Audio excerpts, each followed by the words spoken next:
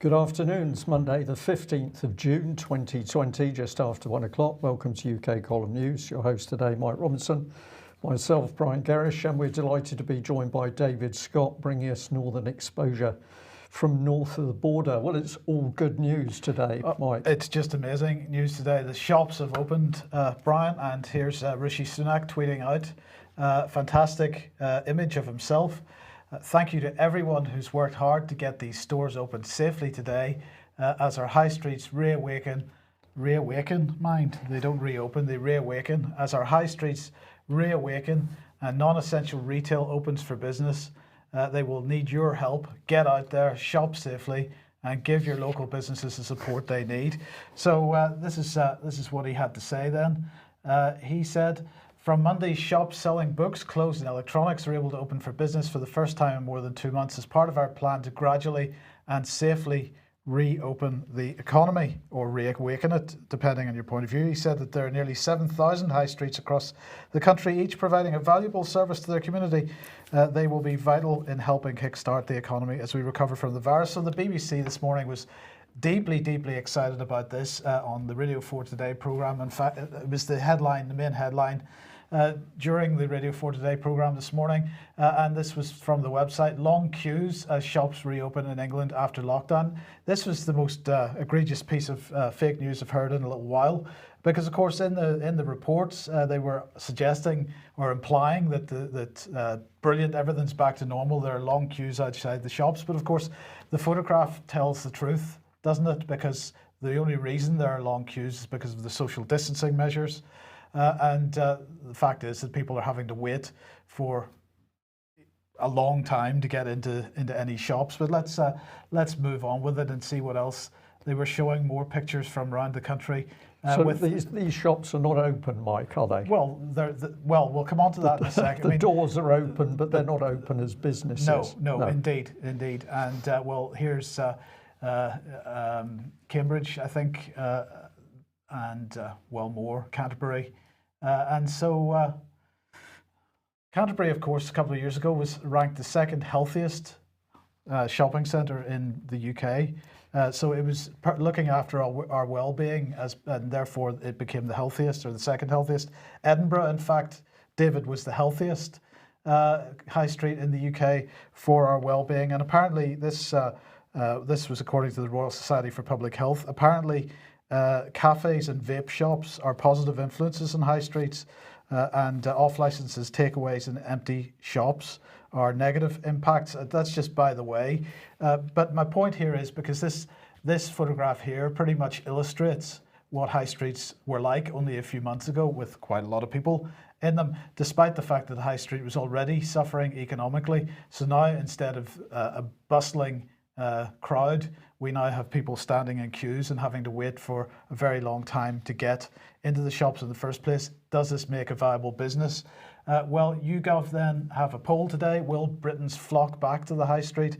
And they're suggesting no, that in fact half of shoppers will stay away. They're saying that people are uncomfortable about returning, particularly to clothing stores. So I think we'll leave it to HMV's Doug Putman, who was speaking on the Radio 4 Today programme this morning, and he said, if you've got the same cost structure to run the business, but sales are down even 20%, it makes a lot of companies unviable. So David, let me bring you into the programme here. It makes lots of companies unviable, 20% fall, but in fact, the way things are going here, the footfall is more likely to be 60, 70, 80%, the reduction in footfall. So how can any retail business make any kind of profit under those circumstances? It's almost impossible. It must reflect hugely on the amount of rental income that goes into the property sector as well. It simply can't be sustained anymore. The retail sector was pretty much on its knees, Princes Street, Edinburgh apart, before all of this happened. And we're all familiar with the empty shops as people have turned to online shopping, and the combination of traffic congestion, roads departments that don't want cars, and parking charges have dissuaded people from going into town centres. And they're empty, and there's vacant shops, and it's just going to get worse. The good news is, though, if I go to England, if I drive to England, if Nicola allows me to drive to England, I might be able to queue up and eventually buy a book. So, that's something. Well, we'll come on to books a little bit later, in fact, right at the very end of the programme. But look, we don't need to worry because the Bank of England, David, is ready to act. This is Andrew Bailey, of course. He was speaking after figures at the end of last week, after figures showed that the economy had shrunk by 20% in April. We mentioned that on Friday's programme. Bailey said, we're very much in the midst of this. He said, however, that he was pretty much expecting that figure. It was pretty much in line with what the bank expected. Obviously, it's a dramatic and big number, he said, but actually it's not a surprising number. But he said that they're going to act on this. So the question is, how are they going to act? Well, in two ways. First of all, as the Financial Times was suggesting in April, printing money is a valid response to the coronavirus crisis. Well, they're going to do much more of that. So they're expected to, on Thursday's monetary policy meeting, increase quantitative easing by £100 billion to bring it up to £745 billion.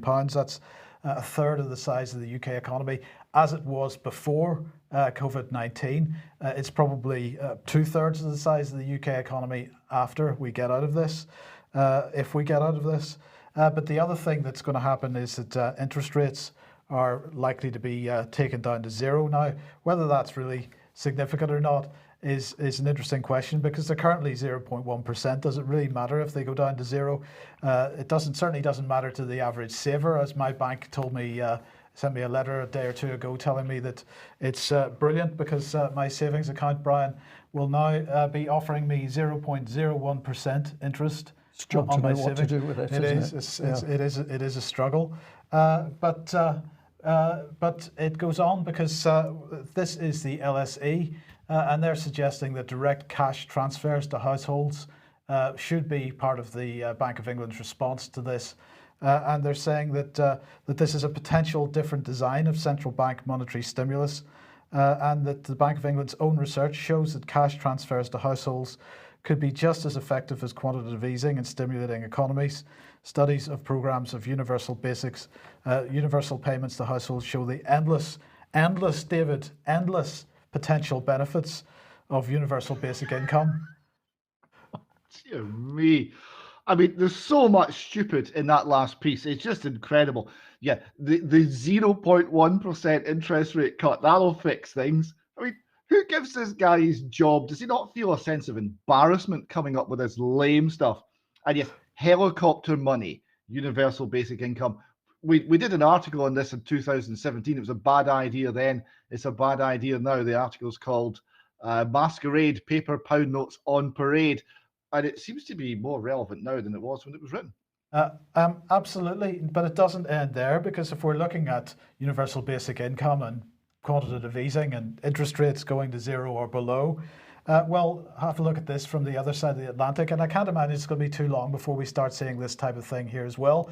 So this is Hertz, the car rental company, and they issued a news release on, I think, the 26th of May, basically saying that they were going into Chapter 11 bankruptcy reorganization. Sorry, that was on the 22nd of May.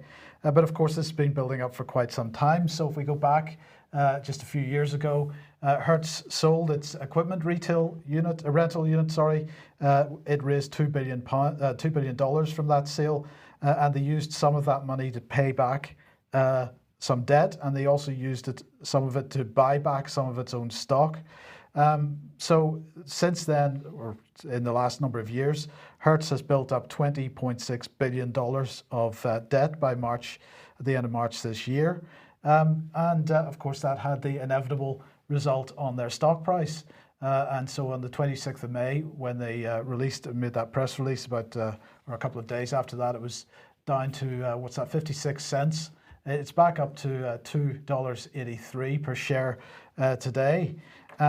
But don't worry, because in the courts in the United States, just before the weekend, Hertz, which, let me remind you, is bankrupt, has been granted approval by the courts to sell up to $1 billion of shares. And they have indeed sold those to Jefferies LLC, which is a sort of vulture fund in Wall Street, which is going to sell them on to investors. What kind of investors would buy these? Well, you need to go to the likes of Robinhood, the sort of day trading app, where apparently there's all kinds of people who are very, very keen to buy Hertz stock. 3,500 Robinhood investors who held Hertz stock on the 12th of June, and there are now 170,000 investors in Hertz stock through Robinhood.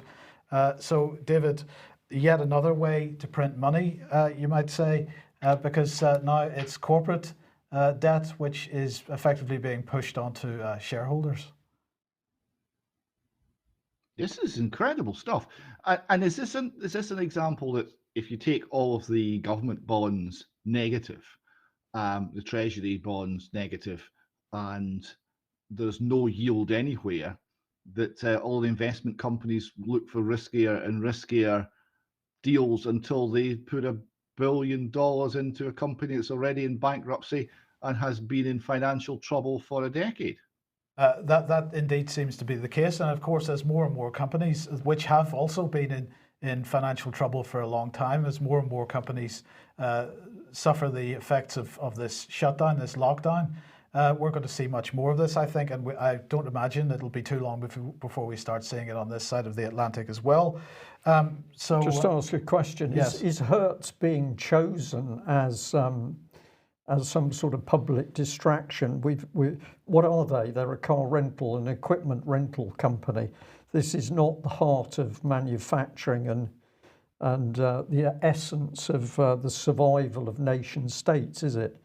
So why have we chosen Hertz?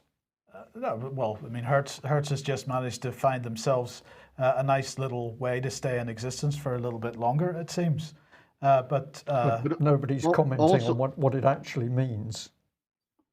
Also, it's a brand from the past. I mean, in the 1960s, Hertz was the #1 car rental company in the world.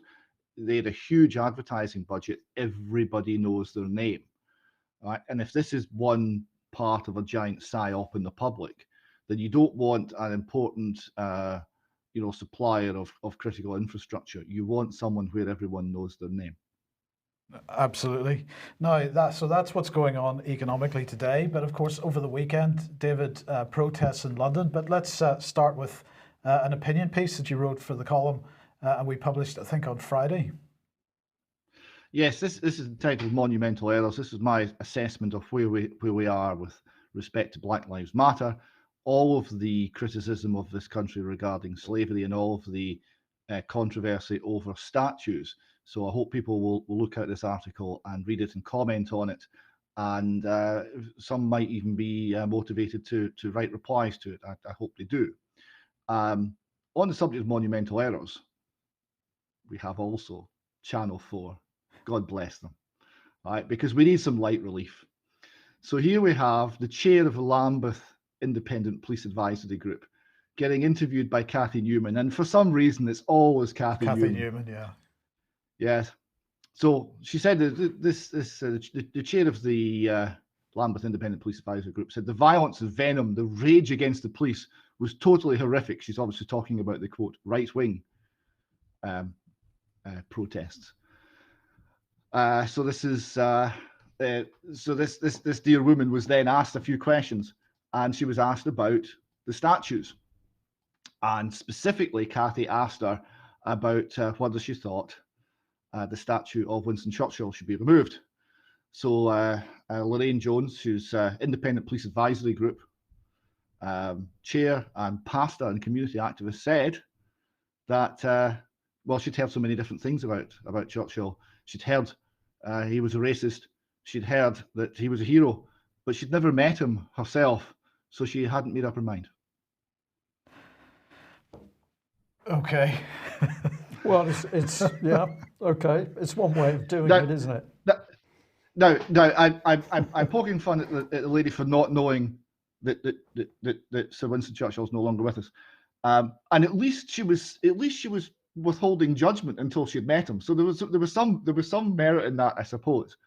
But it does show you, this is a community leader, the head of the police advisory group. It shows you the standard of people who are being selected for leadership roles in our current society.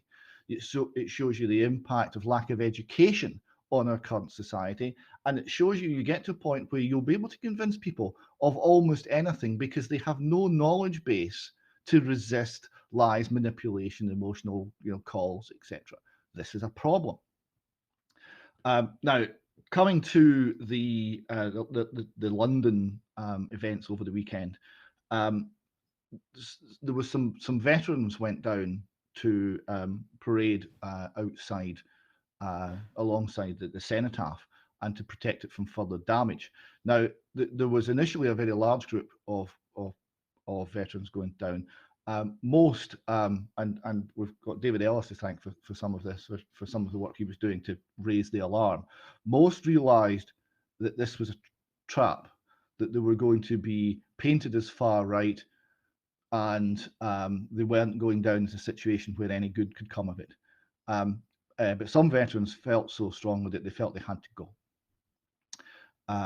So this gentleman is called Dean Cumberbatch, and he's a former infantryman. I'm not sure which regiment he's from, and he's been through a lot for his country, and he loves his country, and he went down to protect one of the most venerated symbols of this country, the cenotaph in London, from vandalism.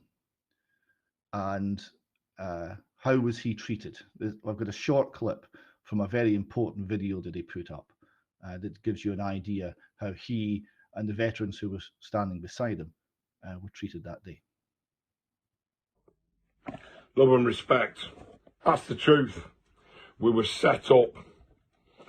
We were set up. We was taunted,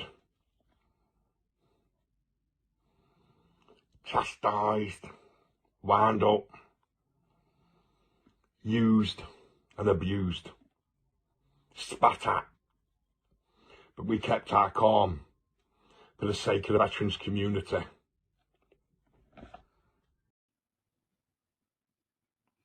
So what happened was the police escorted the veterans down to the cenotaph, and they then informed the veterans that this was a sterile area and they weren't allowed to be there, and they would be arrested. And they blocked them, and they sneered at them, and they threatened them, and they threatened them, and they threatened them, and the veterans stood their ground for hours. And the police treated them with contempt, and it was a shocking experience for that man and so many others, I'm sure, because these are men who love their country, who have risked their lives for the country, who have been very often harmed in foreign wars where they volunteered to defend their country, but of course politicians who had no intention of doing any such thing sent them off to do things in foreign lands that didn't defend the country.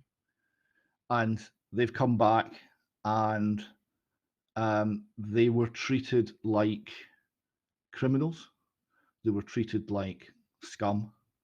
They were treated with a kind of callousness that really, I think, struck them.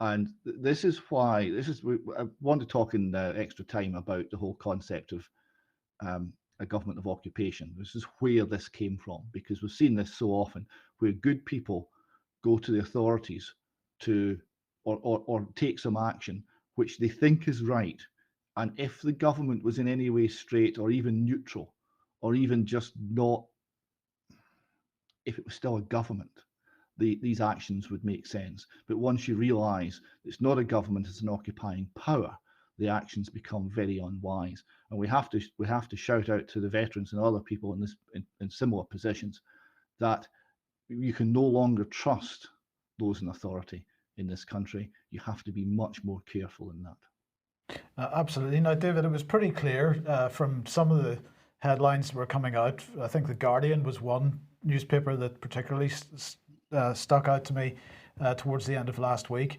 that the mainstream press was winding themselves up towards painting anybody that turned up to, quote, protect the monuments as being far-right extremists. And that seems to be what has happened over the weekend. That's the allegation, the far right. I'm still to meet the far right. If anyone knows who the far right are, let me know. I'll go and talk to them and find out what they think, because this is not a label or a movement that I actually see in any significant regard in this country. But anyway, here we have a talk radio tweet and a series of photographs. Now, I've seen this, and I've seen some video from this as well, and I want to discuss what I think is going on here, because what you have is put forward as a punch up between between BLM and quote the far right, but I don't think that's what's happening at all. What you've got is 5 or 6 people who are there to hunt people from the quote other side, and the 5 or 6 people surround one man, and when he's attacked from one side and he tries to defend himself, then they move in, and I've got a few other sort of close-ups of this photograph here. If you could bring that up, Mike, thank you. So the man's here defending himself in the front, and then this big lad round the back sneaks up behind him and clubs him with his fist, right? Because, you know, it's 5 or 6 onto 1, but you've still got to sneak up behind people, because these are brave people, right? They're not out to defend any cause. They're out to cause as much harm as possible. Now, the other chap is standing behind him in the grey cap. He's holding something in his hand. It looks to me like a glass bottle. And I think that explains why, after they knock this guy to the ground and the 6 of them spend some time kicking him, he ends up in the state you see here, because I think that glass bottle has been used to drive it into his head. So this is what you're dealing with. So that's a group that's nothing to do with Black Lives Mattering, right? It's nothing to do with any of the PR spin. That's a group that's gone down there to create trouble, to hunt people, and to cause as much injury as possible. Now, this reminds me of what we saw in places like the Ukraine, where you had demonstrators out, and then to rile things up, there were snipers killing people at random. Syria right? as well. So if we go back to 2011, David, Syria as well. This is what started off Syria, for goodness sake. Yes. So we don't have snipers in Britain yet, but this, I think, is the equivalent. I think that's what we're seeing. They're trying to get a reaction. They're trying to escalate it until there's blood in the streets. And then there'll be the clampdown. That's what's going on here. Now, there's other stories, of course, and I want to highlight this because it's been very prominent in all of the mainstream media. So here you see hero Black Lives Matter supporter reveals the moment he carried white far-right protester whose life was in danger to safety, as he declares it's not black versus white, it's everyone versus the racists. Now, a couple of things about this. The man's called Patrick Hutchison. The far right man, in inverted commas. The BLM man who's carrying the quote far right man. Right. So the hero is called Patrick Hutchinson.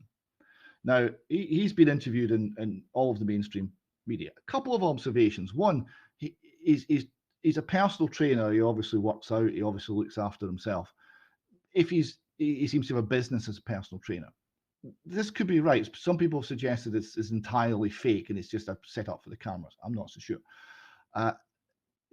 If this man has gone there and he has, because of what he does for a living, a self-discipline that comes from genuine dedication to a craft like sports and conditioning training, then he may well have had the wherewithal to react differently to the thugs round about him. But there's a couple of things that seem strange. Him and his crew, the chap in the helmet in the photograph, I think's with them, rescued this man.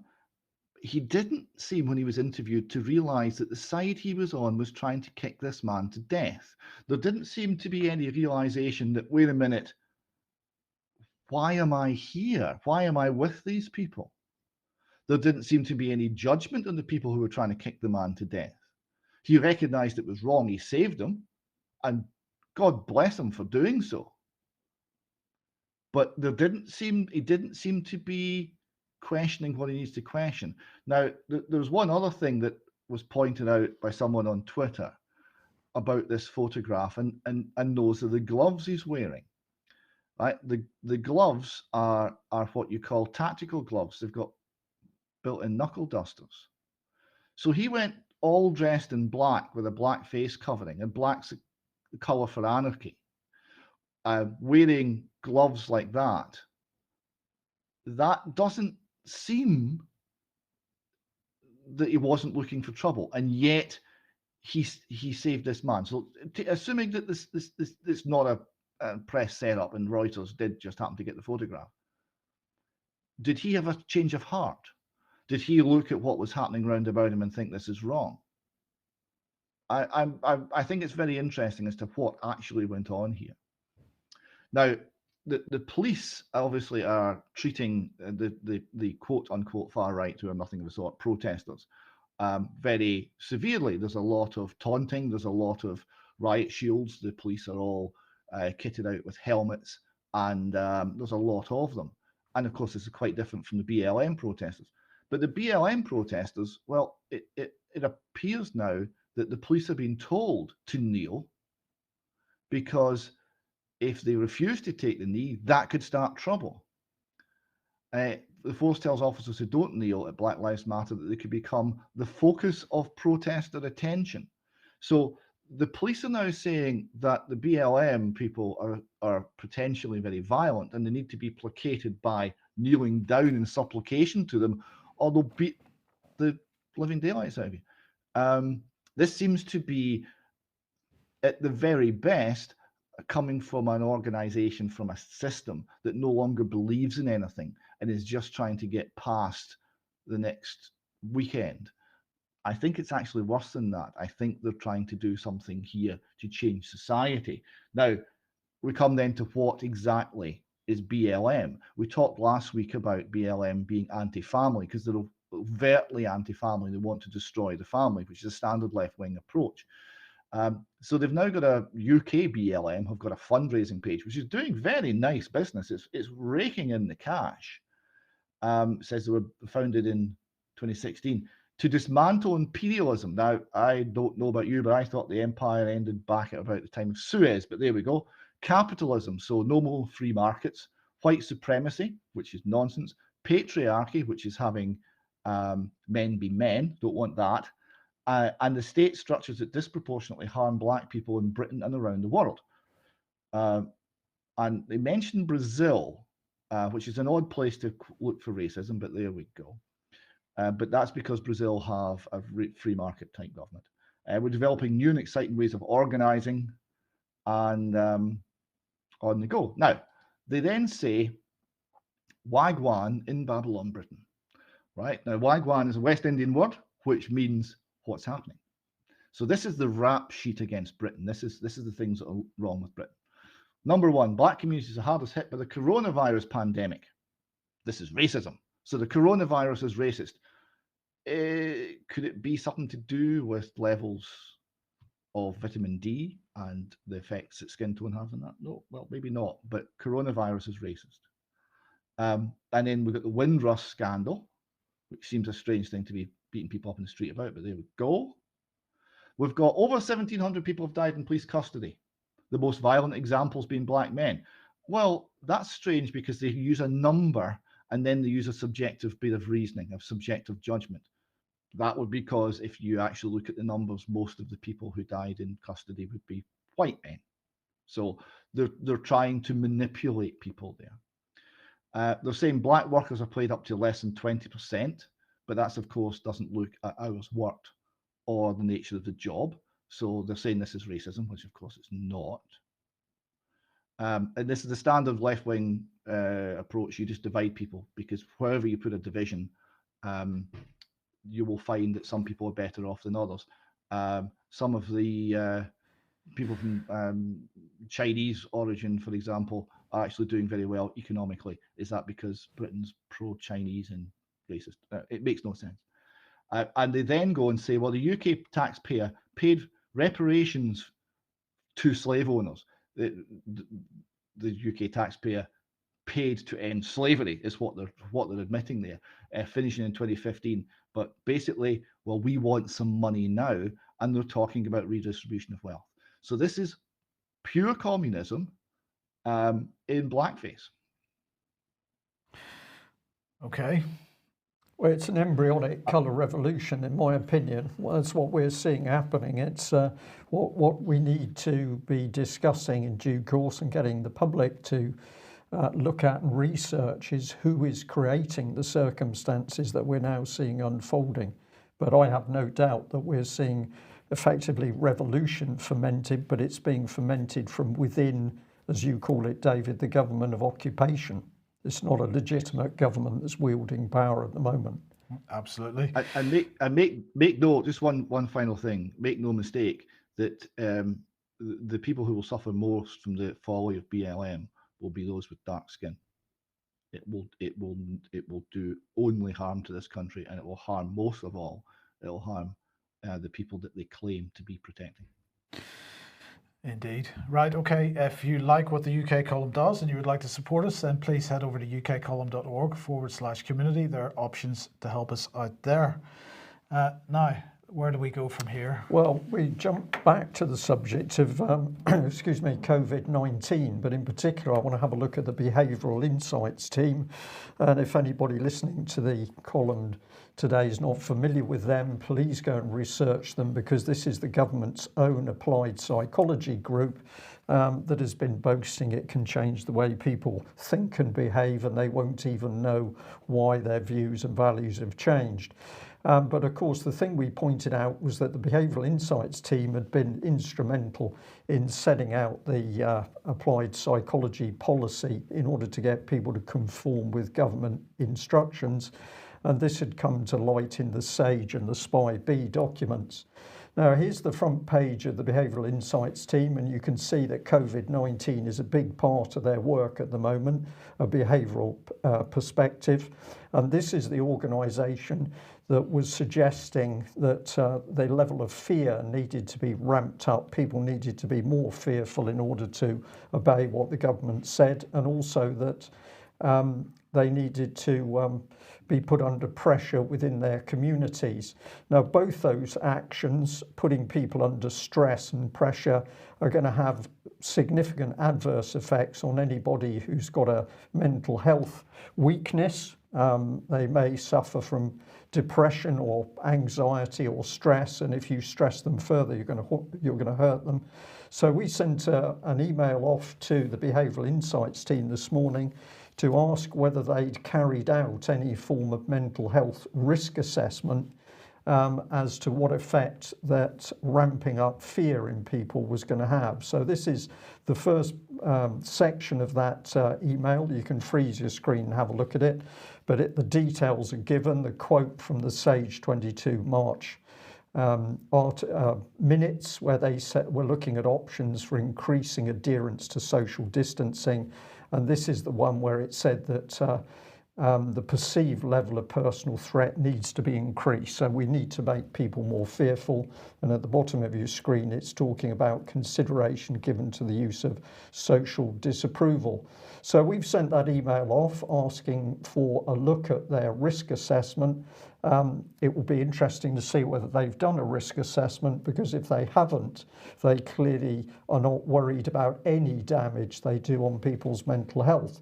But they're already moving on to the next stage, and we can see this from what they're talking about. Don't say it makes you immune. How you frame coronavirus antibody results matters, and encourage people to look at this themselves. But now they're getting into exactly how they can manipulate people when we're talking about some people having the virus but not being affected by it. And they say in this significant graph, the key results shown in the graph below show that only 2% of the people thought they had zero risk of catching coronavirus again when the type of test was framed as an antibody, but this jumped to 6 to 10% when it was framed as immunity. less than 1% of people thought they had zero risk when they read the more descriptive framings that said they had a high level of antibodies or a low risk for catching coronavirus again in the future.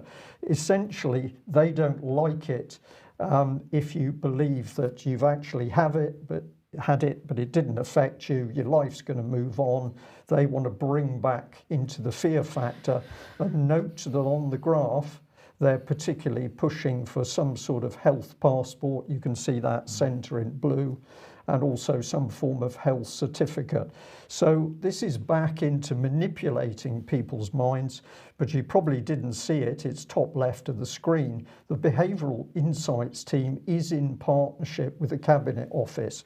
So are we dealing with the government here, or are we not dealing with the government? I'm just going to say for you, David, this is where it gets very interesting, because we don't really know who these people are and what their true function is. But if we go on to press releases, it gets very interesting, because what do we find? That the Behavioural Insights team are declaring their undying loyalty to Black Lives Matter. So whereas they chastise the public for having preconceived and set piece ideas as to what they believe, they then promote in their own press release that that's exactly what they believe. And I'll just follow this next bit through quickly, and then we can have a bit of discussion about it. But down here, you notice that it's boasting that Alex Sutherland from the Behavioural Insights team was appointed to the government What Works Trial Advice Panel. Now, I'd never heard of this at all, and I thought it's going to be interesting to see what this is about. So let's have a look. It was launched in 2015 to improve the quality and quantity of trialling across central government. It comprises 50 experts from academia and the civil service. But don't worry, Mike, it's pro bono. These people are completely independent, and they're thinking about conducting, and you should use them if you're thinking about conducting an impact evaluation. So there we are. The panel includes experts with experience in a broad range of policy areas and evaluation methods, and then they list them, and there's a lot. Encourage people to look. Well, I went and had a look, and sure enough, I found Alex, Behavioural Insights team, chief scientist, but my goodness, what experience, because he's an expert in crime and justice and education. Good. One or other is not enough for him. He's an expert in all of them. But my question is, how can he be external when BIT itself is already in partnership with the Cabinet Office? So this is trickery. This is a lie on the public. His organisation is in partnership with the Cabinet Office. But when you look at the Cabinet Office, they say, oh no, he's an external advisor. But this lady also caught my eye, DeBella, here she is. And she's one of the Cabinet Office experts. And what is she an expert in? Electoral registration, elections and democracy and devolution. But if you're going to have a look at her from the LinkedIn page, it gets very interesting, because the coloured blocks are where she's providing research capability. But since January 2013, she's been involved here as Associate Editor Contention, the multidisciplinary journal of social protest. And I found this fascinating, because I'd like to know why we need that sort of experience inside the Cabinet Office. You found the document earlier this morning, Mike. So it's published annually, but this is discussing social movements, revolutions or revolutionary waves, quantitative research on protest, social and political theory and methodology, legal and economic implication of social movements, in-depth empirical reports of recent protests, revolution and protest. And you begin to wonder whether this experience explains that the Cabinet Office really does support Black Lives Matter.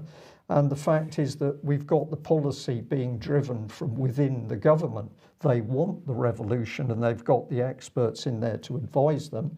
And I just end this section by saying that, of course, we challenge the government over for their support for Extinction Rebellion, and they came back with no answer at all. So whereas we could approve that Extinction Rebellion was involved in criminal activity and was recruiting and grooming young people, they didn't want to stop it or respond. So, David, if you talk about revolution, the government seems to have built all of the machinery in order to put that revolution in place. It does indeed, Brian. It's really quite striking. So the Cabinet Office of the allegedly Conservative government supports unconditionally BLM, and they support the destruction of free market capitalism, the destruction of the family, and massive redistribution of wealth based on skin tone. That's quite a policy, a turnaround for the Tories. It is, and I think there's a lot of questions. I don't remember that. I don't remember that being on their policy agenda just a few months ago when we had an election. Well, there's a lot more to come out, but I think we can see that the era of party politics is over. There is no party system. We have a cabal that's buried itself inside government, and it's becoming increasingly easy to see what this really is. So let's move on to this then, education. This is the TESS website. Now this is originally, it's been in print for a long time, but this was originally the Times Educational Supplement. It's called TESS these days. It's separated from the Times, a private organisation. Well, the headline here is Exclusive Department for Education tries to gag teachers on COVID response. So in a nutshell, basically, in the same way that the government has SAGE, which is there to provide the medical and scientific advice with respect to COVID-19, they are acknowledging the existence of a COVID-19 response school stakeholder advisory group for the Department for Education. But unfortunately, whereas SAGE minutes are published, and okay, it took a little while to get them, but they're out and they're available. There are no minutes published for this group. In fact, not only are there no minutes available for this group, but the people involved in it have been required by the Department for Education to sign a personal confidentiality agreement in an effort to protect the secrecy of information discussed in closed meetings.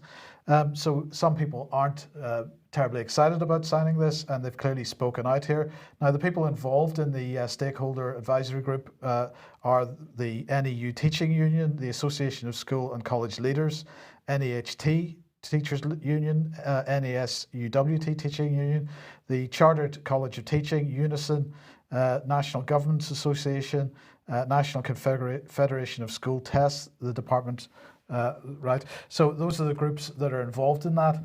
Just to give you a clue as to what the actual confidentiality agreement said, it said, "I declare that I will do all that I reasonably can to protect the secrecy of and avoid disclosure or use of confidential information in order to prevent it from falling into the public domain or the possession of persons not authorised to have such information.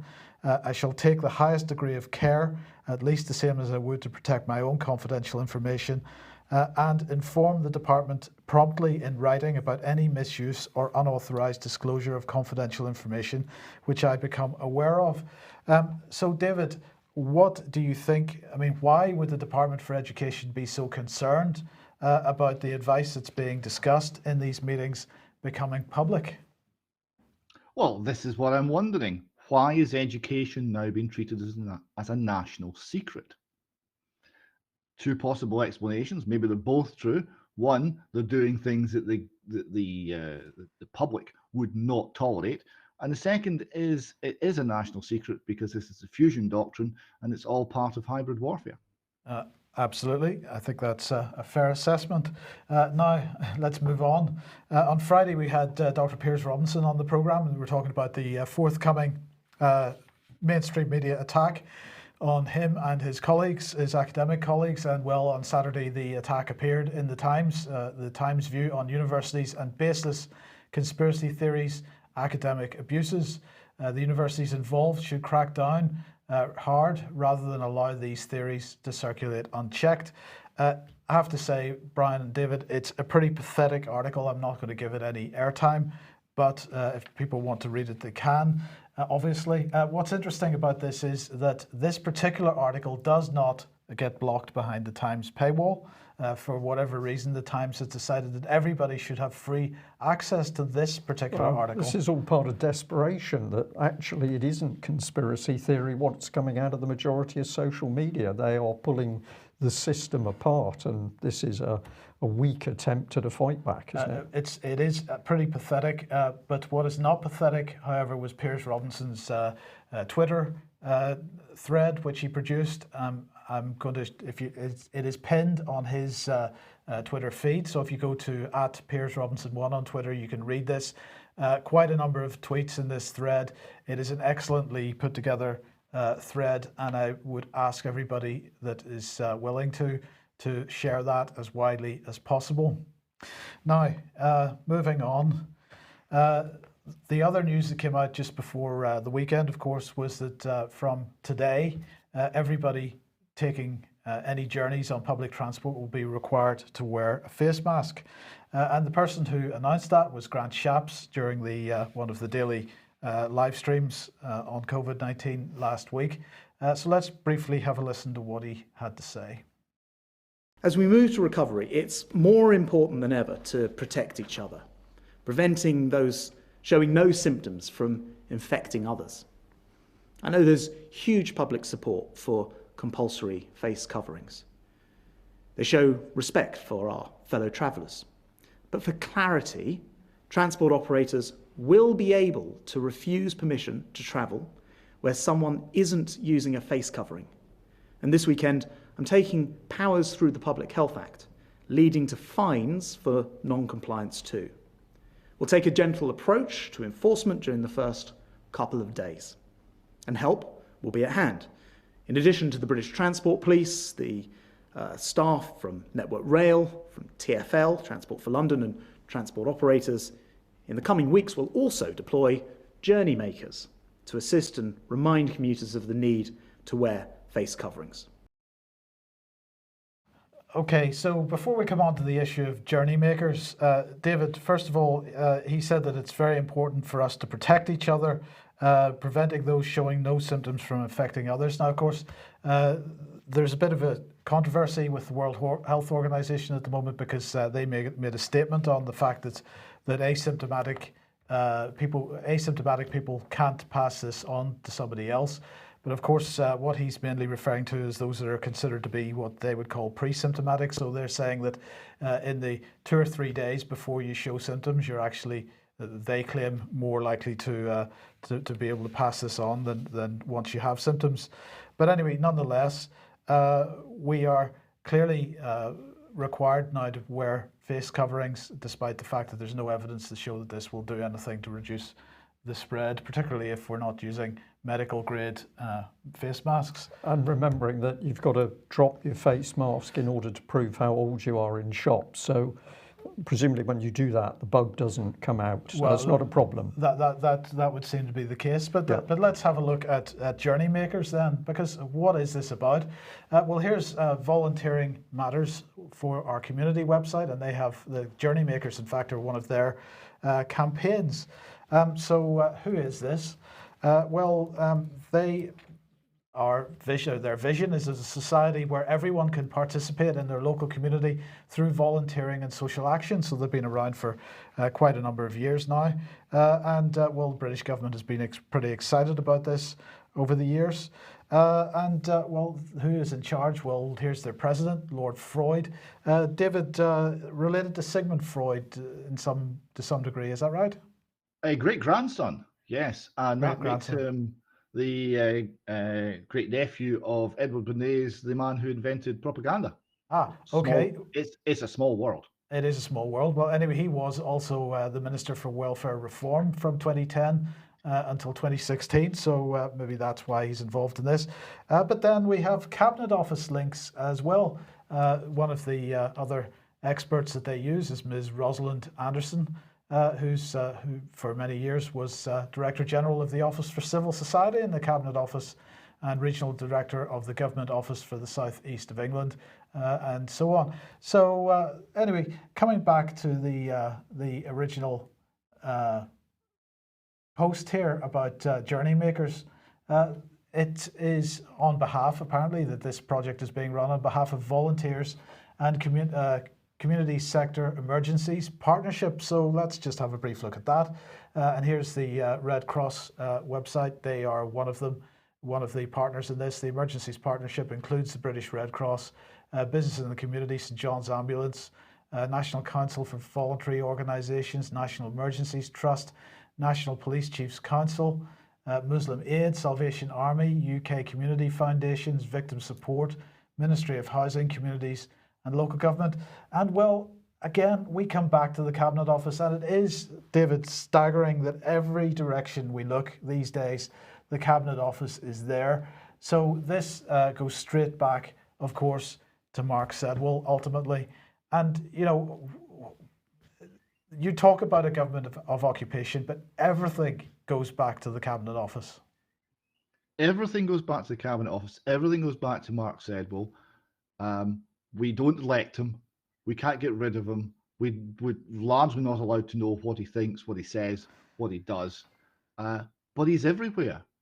We follow this line through, and within 2 clicks, we're back at the Cabinet Office. It reminds me of what they used to call the one of the banks, the vampire squid. It's everywhere. It's just seems to be strangling our society. Absolutely. So I mean, the question we haven't answered so far is, what are the journey makers? Well, journey makers are volunteers who will travel on the public transport network system and help us as individuals who are too stupid to know what to do. Will help us to make sure we know how to put on our face masks, and we'll know how to behave when we're on the public transport networks. But unfortunately, the unions aren't necessarily happy about this. So the Rail Workers Unions here critical of plans for face mask volunteers, according to Personnel today. So the RMT deeply unhappy about this. But my question, David, is this: how do we fit in a society? How do we understand our relationships and how we're being governed if we have to deal with the police, and the police have some kind of official purpose? They have some standing in society. We understand our position with government. But once we have individuals volunteering to decide how we should or should not behave in public, where does that leave our relationship with other people that we meet in public? Because these are not uniformed people. These are not people that have taken any kind of oath of office. Where does our relationship to or where do we sit in the governance pyramid under these circumstances? Under it, I'm afraid. Crushed. And this is crushed. And this is the issue, because in a common law society, in a common law country, we're all equal. We're all equal under the law. And that means that you can't do anything to other people that they can't do to you. And it means that your interactions are negotiated.